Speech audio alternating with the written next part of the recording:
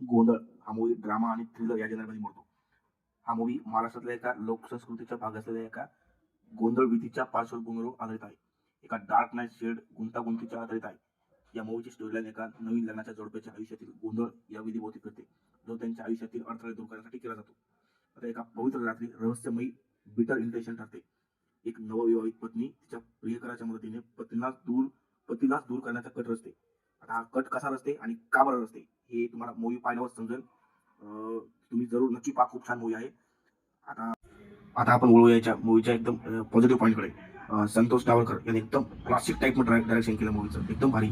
आणि त्यांच्या तो रात्रीचा वेळेचा जेव्हा तुम्ही पिक्चरमध्ये बघसाल आणि फॉल्क म्युझिक हे वापरल्यामुळं मूवीवर अजून भारी प्रभाव पडतो. खूप छान म्युझिक लावलेलं यांनी, इளைयराजा यांनी.